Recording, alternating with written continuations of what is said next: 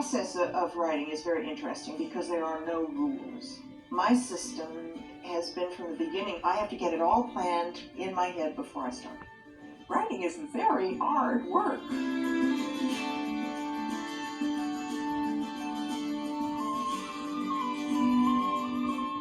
Ever dreamed about drawing magical characters? Or how about just writing a novel? Meet Natalie Babbitt. She wrote Tuck Everlasting. My stories are not about the characters so much as they are about an idea that the characters are going to help me demonstrate.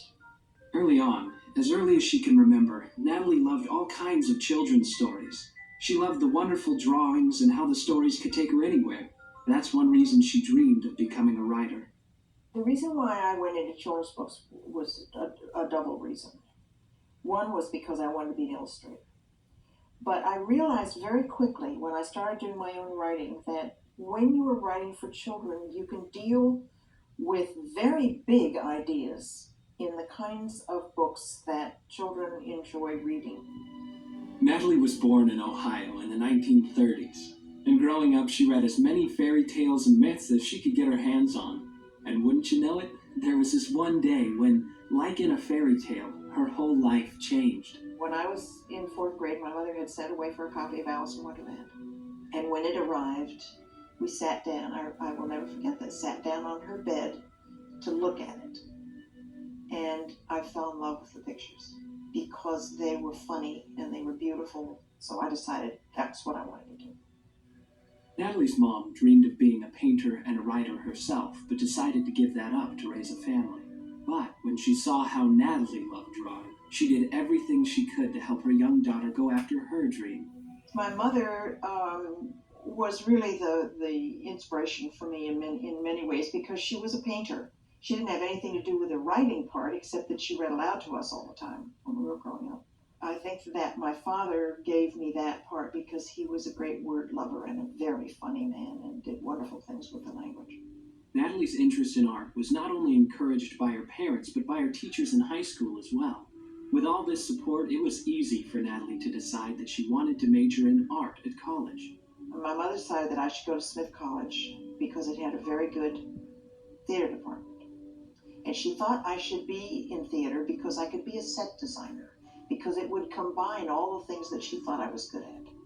So I went off to Smith College, which terrified me, and started a major in theater, taking the prerequisites. Well, it turned out you had to do acting, which is not my thing, and you had to do modern dance, which was absolutely not my thing. Modern dance drove me crazy.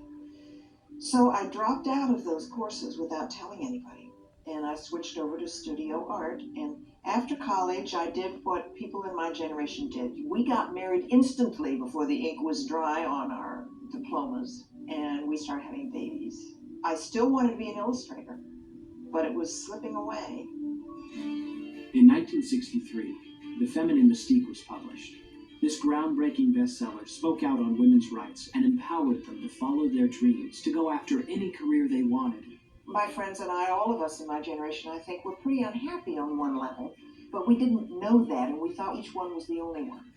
But Betty Friedan's book came out, and we realized that this was a very common thing, that women were dissatisfied, they wanted to do things, and it was okay to want that.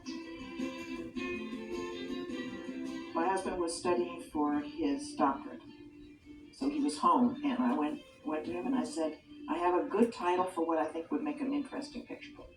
The 49th Magician, and I want you to go and write me a story. And he said, well, okay. So he had always been a very good writer, so he went off and came back in 2 hours with a story, and it was good. And I made pictures for it. I had no idea what I was doing, except for what I could observe in other books. And that book was actually sold. It went to a lot of different houses first, but it found a publisher, and it was in print for a long, long time. It was quite fine. It was a marvelous, marvelous moment. After getting their first book published, it looked like Natalie and her husband were going to make a great writing team. But then his job as a college president took off, and Natalie had another important decision to make. When Sam wrote that story in 2 hours, I thought to myself, well, maybe that's how easy writing is. But he didn't want to go on doing it. And so I had to start writing my own because you can't make pictures for stories if you don't have stories to make pictures for. So I went home and started writing what I thought was going to be a very short picture book story, and it just kept getting bigger and bigger and bigger and bigger. Search for Delicious was that next book, and it was a lot like the fairy tales she had read as a child. It also showed Natalie's fascination with words, since it was all about a young boy who was looking for the perfect definition of delicious. Then came Knock Rise, about a town where everyone's more interested in making up myths than telling the truth.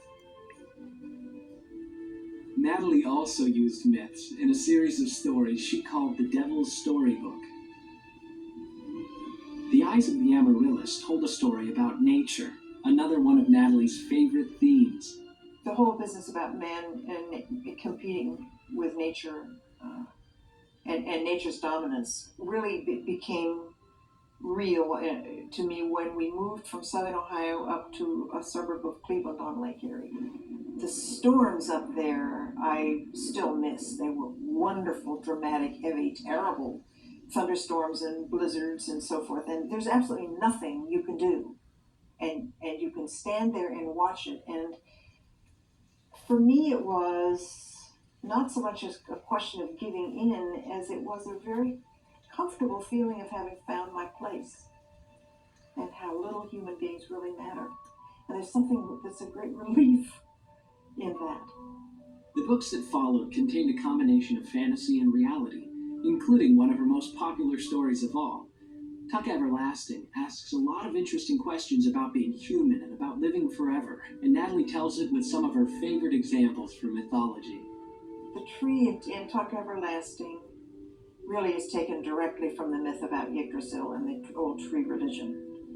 I grew up reading myths, so I know a fair amount about it, and I chose the myth about the ash grove and the ash being the king of trees and there being sacred water of everlasting life in its roots and all that stuff.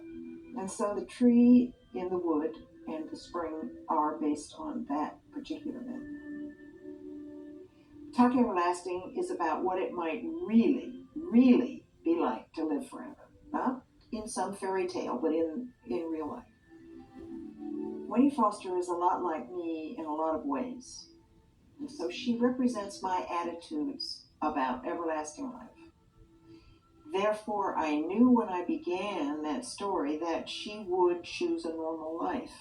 But I also wanted to be sure that readers understood that there were lots of different ways to look at this question. I think the main challenge of any kind of writing, not just for children, but certainly for children, is that the primary thing with reading is that it is there to be enjoyed. Otherwise, why read? I mean, it's not a textbook. It is a thing you do for pleasure. Dreams of being an artist or writer can come true. Just ask Natalie Babbitt, who, like her own character in Search for Delicious, has never stopped searching for the perfect word. Stories can give answers of a sort, and we try to pick the stories that are most satisfying to us and make us feel most comfortable.